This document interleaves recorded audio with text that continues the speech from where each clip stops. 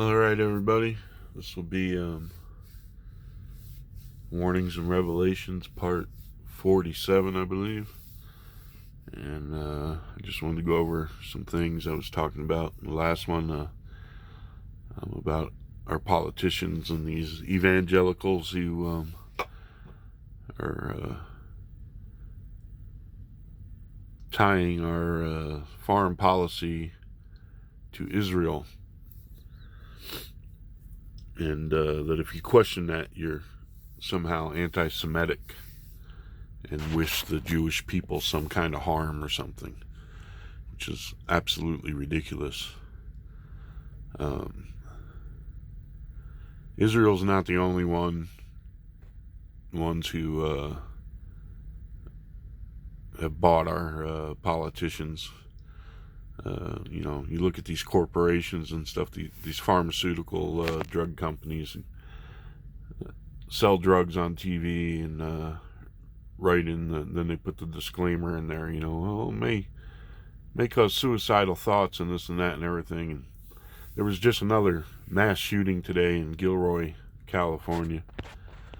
And so there was a thing done once I saw that all these drugs and stuff, that even after you take them and stuff, some of them make it through your urine and everything like that, which is going to make it into the sewer systems and stuff, which a lot of which goes into these wastewater treatment plants. And even though most of those treatment plants don't put that water back into the drinking supply, it is used for other things in agriculture, and then turned out into either rivers or the ocean or whatever. However, there are some that are using, I think in Southern California, they are turning some of that wastewater back into to be used as in the general water supply, which is absolutely ridiculous. Even this, though they say it's so safe and everything. But anyway, when I was watching that, or whatever the program was I saw, they said these chemicals and these pharmaceutical products and stuff that get into those treatment plants and stuff, that the filtration systems on them, they're not set up to remove these types of things. And I just wonder how much stuff is getting into the environment and into things that we consume, like these pharmaceuticals, that will cause people to have suicidal thoughts. And if they're having suicidal thoughts, there's no doubt that they might be having these homicidal thoughts and stuff. I'm not saying all these mass shootings are linked to that, but I'm just saying maybe somebody ought to look into that stuff. But anyhow, that's just another case in point that, our Congress, whether they're Democrat or Republican, they don't care. If you or I were to go out here on the street and sell something that would be detrimental to somebody else's health or something, and make them think of suicide or harming other people or something, you'd be locked up. But these pharmaceutical companies, these drug companies, they get to advertise right on TV. Here, take our stuff. Well, it might cause this. It might cause sudden death. It might cause you to think of suicide. And if you have suicidal thoughts, please discontinue and see your doctor. Why the hell are you being allowed to market a drug that can cause some of these things? Why? It is absolutely freaking ridiculous. I'm all for there being, more choices, and stuff. Like, I know there's drugs and stuff that, they sell in Europe and other places that people say, they should sell here, but they don't allow them, whatever, and this, and alternatives and stuff. I'm all for that if it's a safe alternative. But anyway, I just wanted to bring that up as a point. Is it's not only Israel that has bought our politicians. It's a lot of corporations and other governments and such that have wined and dined our politicians beyond, to the point where they don't think about anything, they don't care about anything except getting more money to get reelected, and the people don't matter. You look at immigration, these people are fighting, you got AOC and all these other people, these Democrats, fighting for all these immigrants and stuff, and say, oh, you're breaking up families. Well, you know how you don't break up the families? Instead of arresting them and everything here, just take them back across the border. Release them as a family. There you go.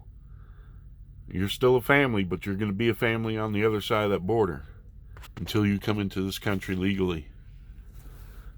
Problem solved. And AOC goes down there and is more or less comparing the Border Patrol and these other agencies as Nazis and this and that, and how she, how they care and everything about all these people and everything. Well, let me see.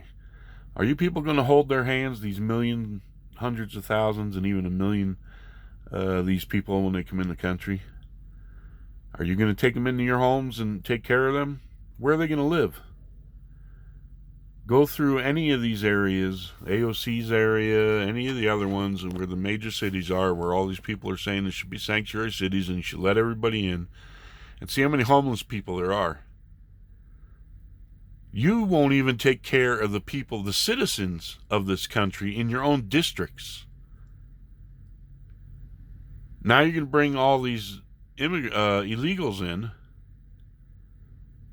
Are you going to be around to make sure they don't end up homeless? What if they all end up homeless? There's plenty of them that are homeless. You can see them in LA and other cities, no problem at all. Sleeping in cardboard boxes and stuff right on the streets or out under the overpasses and things. Sleeping in cars, sleeping in bushes. There's a place I load down in, is it Compton or Carson? Compton? And you pull out the gate there. They make you pull out the gate to tie down, and it's in a pretty nasty neighborhood.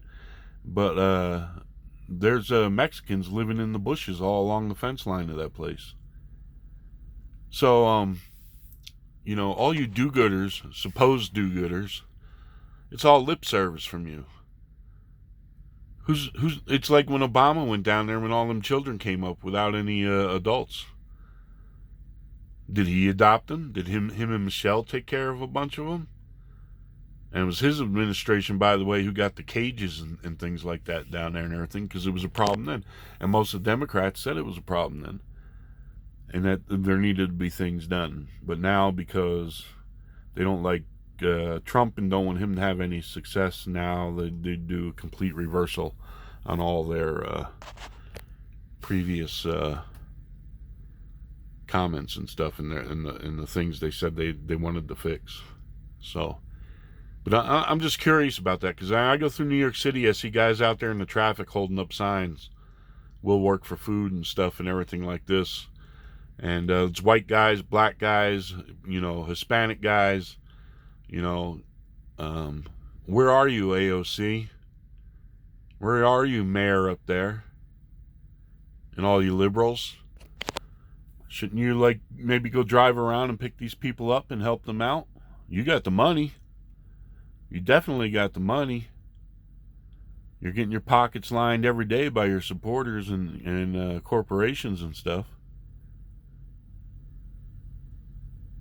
You can't even take care of the people who are in your districts right now, and you want to let hundreds of thousands, possibly millions of people in here that are going to be illegal. Where are they going to live? Where are they going to work? Oh, that's right. A lot of your contributors are in the big ag and all these other things. A lot of your in California there, all them vineyards and stuff and everything out there, Napa and all up and down through California, with your boutique wines and everything like that. You know, you got to have the Mexicans out there, you know, picking them grapes, taking care of the vineyards, or down there in the valleys picking the lettuce. So you want to make sure there's a good supply of immigrants for that, because that's your cronyism there. You got to keep laborers coming in for your buddies that own all the vineyards, so you can go to Napa and drink the wine. You know, God forbid there wasn't Mexicans out there to take care of them vineyards, then you wouldn't be able to go up there with your rich buddies and get some money and drink some of their wine. I don't know about anybody else, but I can do without your damn wine, and we can do without lettuce. Tell you the truth, I'm not a big salad eater. Oh, you guys like your salads while you have your wine. So you need the lettuce pickers in the vineyard, and then the guys to take care of your vineyards. You know, so don't act like just be honest. You're not doing anybody any favors. You're not trying to help these people. You could, like, you go to bed at night worried about these. I doubt it. You're going to a fundraiser and having you some booze and laughing it up and yucking it up and having you a good time. You will not care who or what happens to them or anything like that. So get off your high horses. You know, and also get off your high horses, get off the backs of the cops. You know, that's just shameless, you know, that you can't come out and condemn, you know, these people interfering with cops throwing water and stuff, and you know, hopefully it was only water. What's it going to be, you know, next time? You so-called leaders of these communities, you can't come out and condemn behavior like that. And yet, they're shooting up in Gilroy there. Police rushed in to get this whack job, risking their own lives. And you want to put down police for every single thing. You know, you really need your heads checked. But anyway, all this stuff, all this racism and all this hatred of police and no respect for the cops and everything. You know, the same with the homosexual. There's something pushing these agendas, or groups pushing these agendas. Some of them don't even probably know why they are. They're involved in, but there's something behind all this. There really has to be. You know, with you got Joe Biden, apologizing for being an old white guy and stuff like this. And now you just had this flap with Nancy Pelosi and these, they call them the squad or whatever. And now she says everything's all right. They're just a family. Sorry, Nancy, it's not all right. You're an old white woman. And pretty soon they're going to be in the street saying F you too. Sorry, Nancy. That's what you have all pushed this towards. So, Democratic Party, say goodbye to any more white politicians. That's what they're going for. They really want to divide this country, and that's the way it's going to be. And here's the thing: for minority just means less in number. That's all. And so when they wanted politicians to represent the minorities, it meant those segments of the population who felt they did not have representation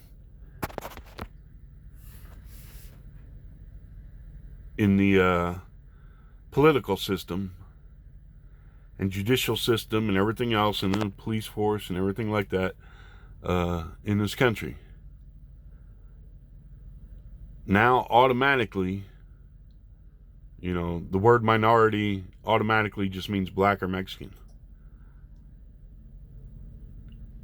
And has connotations of being, less capable, of always needing help, and this and that and everything like that. Now, and that's coming from your own party. That's the way the Democratic Party, I mean, sometimes the way they use the word minority really ought to, I mean, it's verging on,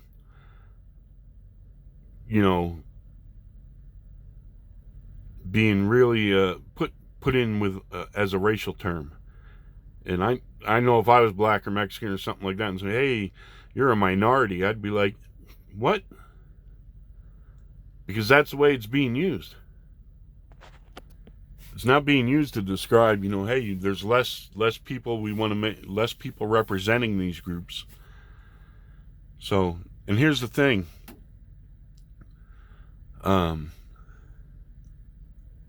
When they decided to make it more accessible for minorities to be involved in the governance of counties and cities and states and federal levels and everything like that, they had to either flat out rig election process to get minorities elected to these positions,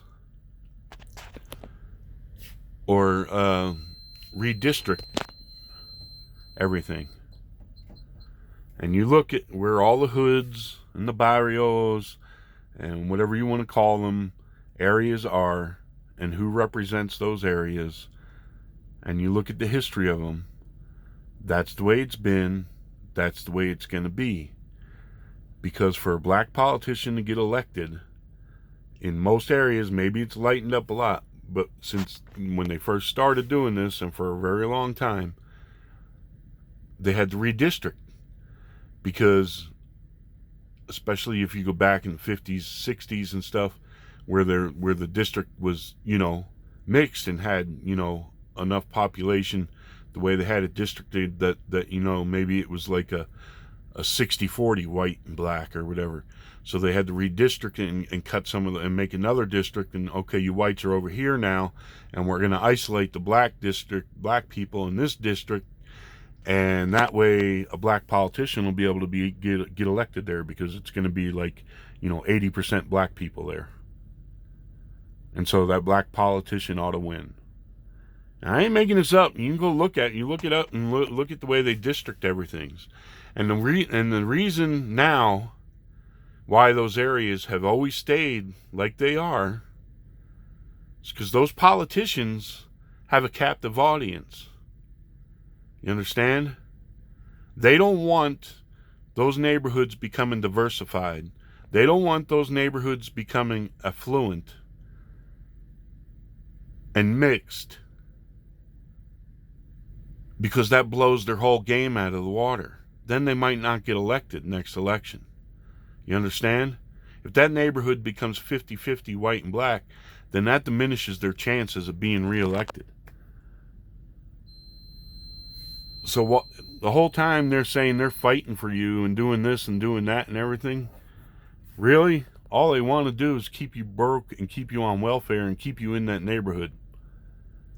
That's why there's such a panic about within the Democratic Party that they're losing, because more black people are making more money and moving out of those areas. You understand?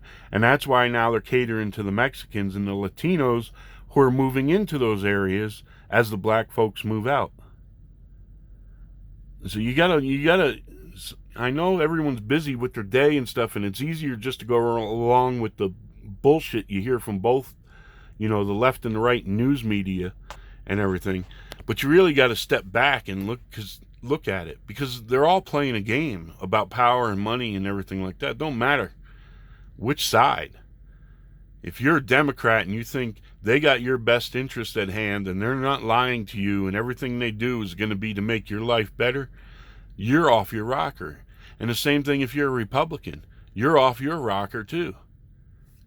If you think the Republicans aren't lying and doing crooked shit too. You're just off. You all live in la la land. You need to look at America right now and the way it is right now. These politicians don't give a damn. All they care about is lining their pockets and making office again. And they will say, and that's the thing. How do you get elected? Tell the people what they want to hear. Say what they want to hear. You know, Obama took a bunch of crap because he sat in that Reverend Wright's church and everything and everything like that, and the things that guy said. Obama could have been sitting there and not one damn thing he agreed with. It was going in one ear and went out the other. But see, that's where his constituents blah, blah, blah, blah, the people who were going to vote for him looked. You know, that's where you had to be seen. He might not have gave a damn about any one single thing Reverend Wright said, but he knew the people in those areas and the people who had power and the people that could help him and the people who had something against, you know, white America and white society and stuff was where he was going to be able to get his backing from. He had to be seen, you know. It's like them Hollywood people. They gotta be seen at all the right places and stuff to stay, you know, in the money. Same with the politicians. The people who were voting for him then, that's what they wanted to see and hear, was that kind of stuff. So he put himself in that position. That's where he was going to be seen and heard, or at least seen there. And it's the same with all of them. They will say and do what they think you want to hear, whatever it takes to get themselves elected, whether they've ever thought about it, you know, or know they can do it or not do it, or they're just, yep, you can count on me. I'll get that done. So anyhow, going back to Israel, the leaders of this country have no right, absolutely no right, to make foreign policy decisions based on their theological beliefs, and or because they want the support of evangelicals in this country.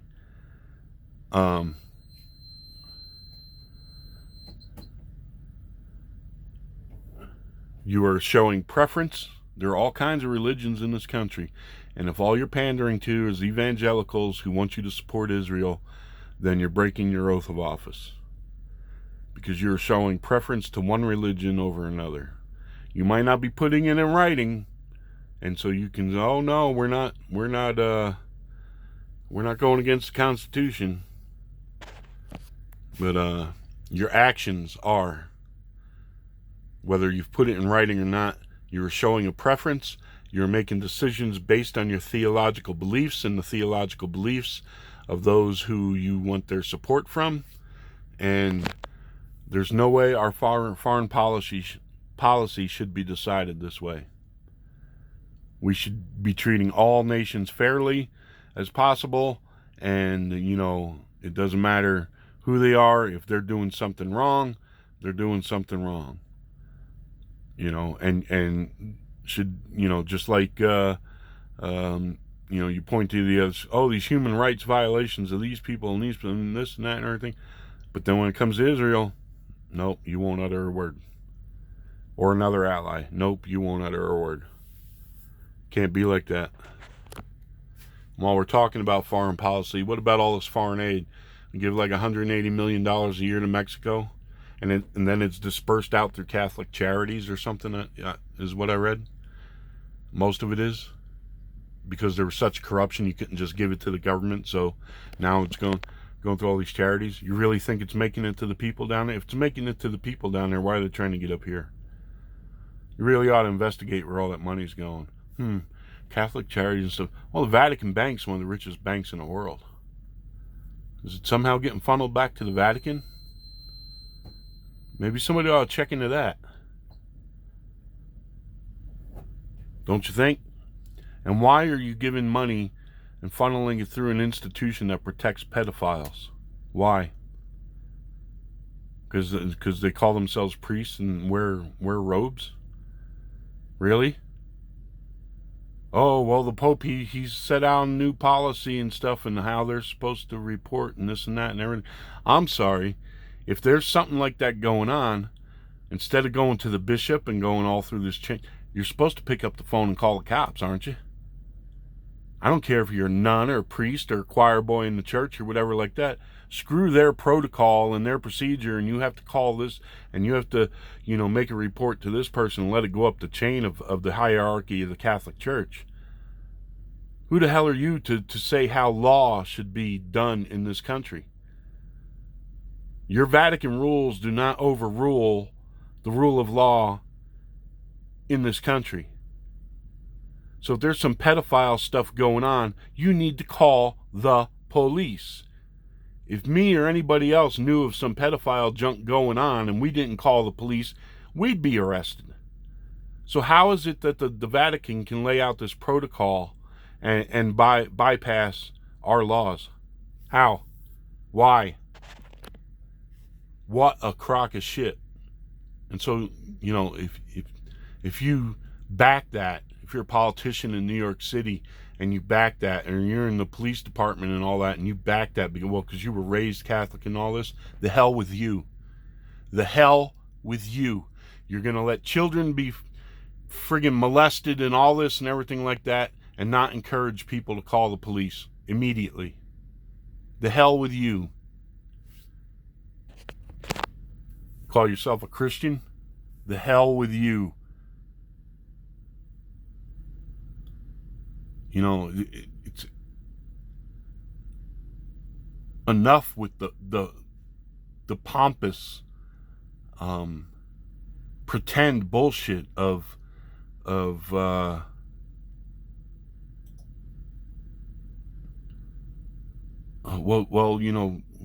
they're the it's the Holy Church, and we got to operate a certain way and blah blah, and when we deal with them and all this. No, you don't. Priests is in there molesting. You got evidence. Priests and molesting kids. Go in there and drag them out in handcuffs like you do anybody else. What the hell is wrong with you? Enough with all the pretense and pretend bullshit in this country.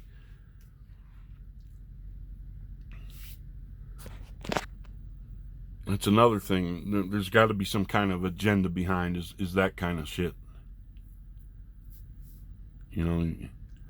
Just you look at the things, and like you look at now the disrespect for the police and the riots and the way the politicians. Go back to LA 92, the Rodney King riots.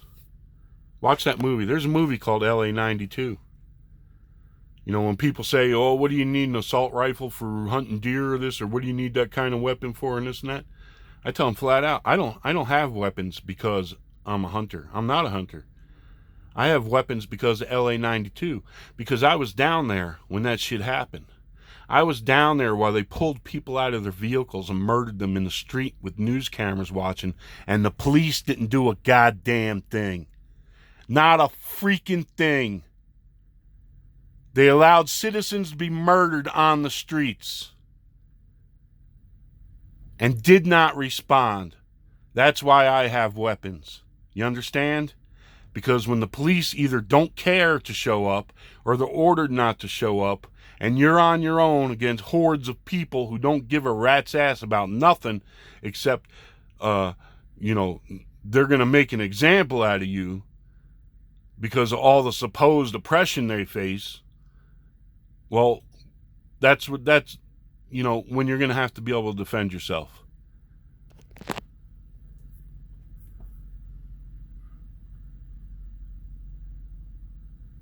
And those cops down there were more or less ordered, not to do anything. Oh, you have to let them vent. You have to understand. You have to just, we have to cut them some slack and all this. And I think that was pushed and everything so that afterwards, most of LA was like, screw you people. We see what you are now. And they made the racial divide even more. And I think they're pushing that now. A lot of the stuff you see going on and stuff. And all you got to do is look through media and stuff. I was looking through some YouTube stuff the other day, and I was looking at comedians and stuff. And one of the things that popped up was Chris Rock at the Oscars. And I thought, oh, maybe that'll be funny. Use the monologue. Well, it was the year when they had all the racial stuff, and there was no black nominees and stuff like that, but Chris Rock did it anyway. So most of it wasn't funny. It was just him going on about racism and stuff and everything. But then he made a comment that kind of stuck in my craw, which has been around a long time. You can't just attribute this to Chris Rock. But he was making a comment about Rocky, and I forget the exact things he said, but more or less he's saying, what a bunch of bullshit. Everyone knows no white athlete can beat out a black athlete. Really? What was funny was Sylvester Stallone was sitting in the audience, and they showed a camera shot of him. Everybody else was laughing, but to me anyway, it looked like Sly was looking like, well, how about I come up there and knock you the hell out right now, and we'll see. But the point is, who else used to have some kind of supremacy type thinking thought process like that? Oh, that's what we're told Adolf Hitler had. One race was better than another race. So you listen to crap like that, and it's pushed, and that's why you get guys like Joe Biden saying, "Oh, sorry, I'm white," and you get all this, all these shows and everything where white men are scared of black. All the black guys got to do is put on his tough, I'm a tough black guy shit. And the white guys, woo, got back down.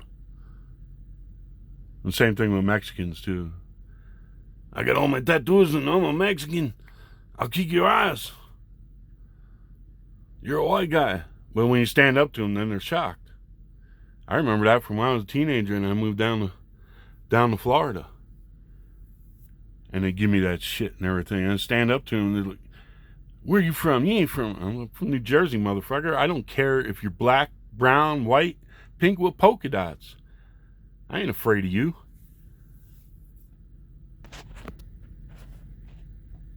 It's all a bunch of horseshit. But that kind of shit has been being pushed, and being pushed. Right along with the homosexuality is all being pushed. And you have to wonder, who's pushing all this crap? Especially now, don't say the wrong thing or they're going to go to your employer. My whole life, I've never had an employer who cared what I did on my own time or what I said. And now they're gonna say, oh, you got to watch what you say. Even Fox News is spreading that kind of fear. Oh, you got to be careful what you say if you support Trump or this, because there'll be people, or if you're against abortion, they're gonna come and they're gonna, so they're even though they say, they're against and they're standing up to it, but in a way, they even tell people, you gotta watch what you say or do. They're gonna come after you. They're gonna get you fired. Gonna get you, and you have them politicians, shout them down and all this kind of crap. I'm telling you, no matter what color you are right now in this country, you better be prepared. Because all this stuff is coming to a boiling point. And I don't know if it'll be 10 years, 50 years, whatever. There's a real chance we're going to have like a massive civil war, a massive racial war. And they're not going to allow you to sit on the fence and be in the middle. You're not racist, you're not, what, and race, that don't mean white people. That also means black or brown. If you're a Mexican and they say, hey, we're going to take California again and you try and sit on the fence and be in the middle, you're going to be enemy too. So we need some kind of groups that are multicultural, white people, black people, Mexicans and stuff, who get together and say, you're not going to push us into this racial shit. And we're going to stand against, all this division and crap. And we're going to keep our borders. Because what's going to happen is all these people coming in from south of the border, eventually, because we took California and stuff by force. It was through war. Eventually you say, oh, this used to be, they're going to start doing that. We're going to take it back stuff. And I'll go more. I'm going to do another one of these. I'll do 47 part 2 here. But I'll point out some things in history where that's happened, but people don't want to learn from history. All right, I'll see you on the next one.